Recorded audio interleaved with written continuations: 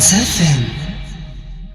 نحن في منعرج خطير، خاصة بعدما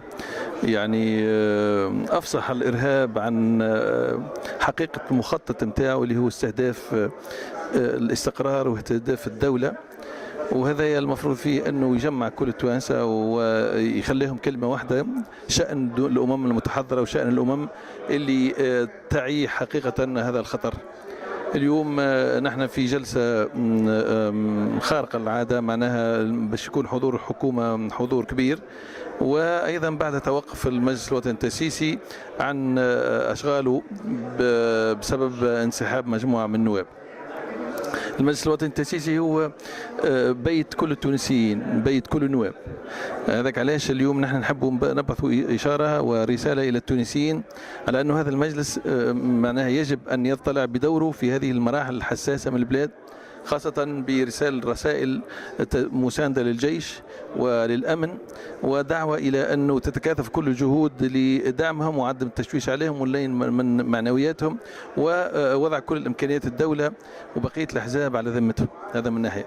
من ناحية ثانية أيضا رسالة إلى الشعب على أنه المجلس الوطني التأسيسي قبة الشرعية وأساس الشرعيات الأخرى. اليوم نحب أيضا نقولوا اللي هو راهو دوره ما زال مهم جدا في هذه المرحلة الانتقالية ليتم الدستور. وهناك أيضا الآن توافقات إن شاء الله في الخط الواصلين له، نحن في الخط النهائي الآن في الأمطار النهائية.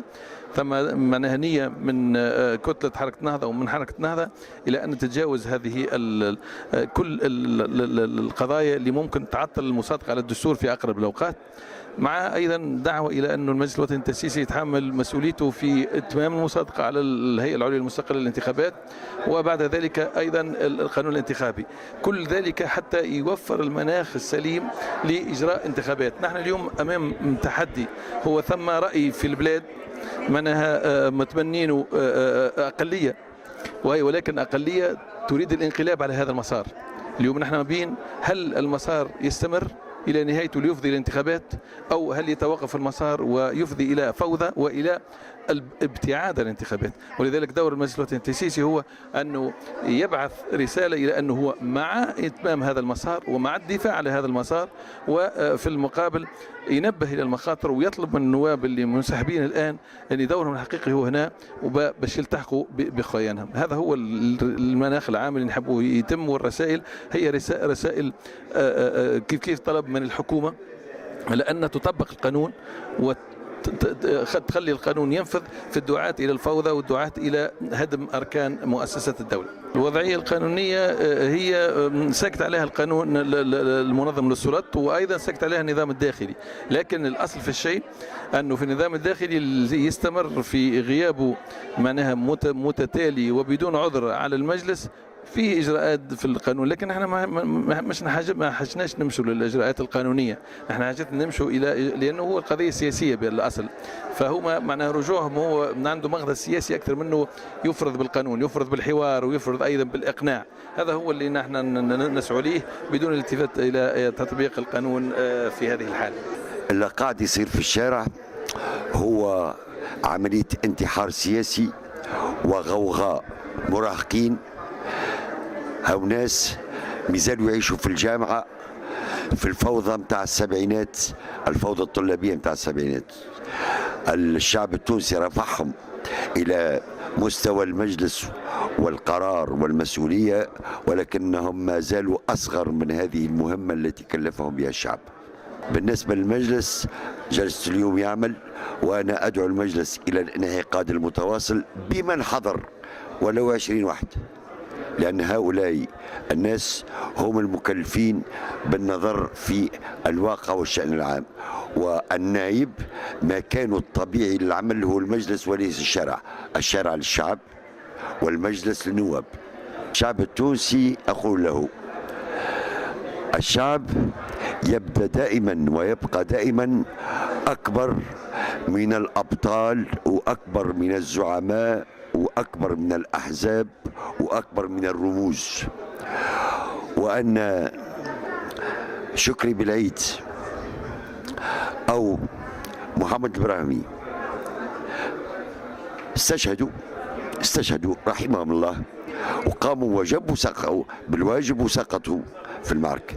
ولكن هؤلاء إما أن يكونوا عناصر جمع الشعب وتقوية العزيمة والدفع به إلى الأمام فيكونون أبطال في الذاكرة، وإما أن يتحولوا إلى رايات للفوضى والحقد والبغض والانتقام وتدمير وحدة الشعب وتدمير الوطن كله من أجل سقوط شهيد. هذا خور فكري، خور سياسي، وهؤلاء الناس أعتقد بتصرفهم هذا وبمواقفهم هذه لا يستحقون أن يحملوا أمانة الشعب يوم انتخبهم. بسم الله الرحمن الرحيم.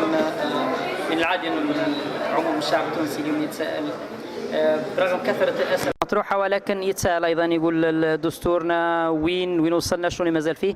الدستور بالنسبة لنا مشروع دستور جاهز كما هو معلوم ونشر في 1 جوان.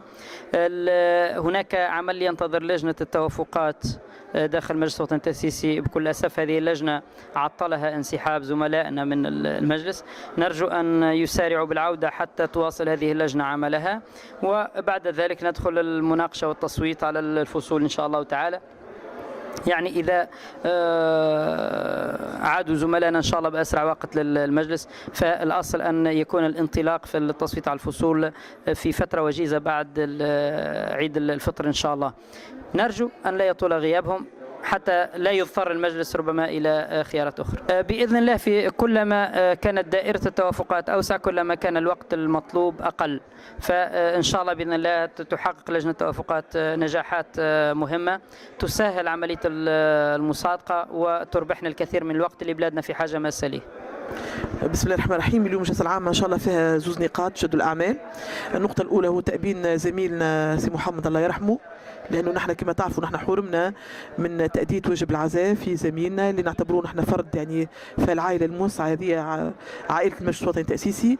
يعني بكل صراحة بكثير يعني من الألم يعني نحن ما تمكناش من تقديم حتى واجب العزاء للعائلة، فهذه فرصتنا وإن شاء الله العائلة تتقبل هالعزاء هذه، ونحن نعزي أنفسنا ونعزي العائلة ونعزي الشعب التونسي في فقدان زميلنا يعني بعد محاولة يعني بعد عملية الاغتيال هذه الغادرة.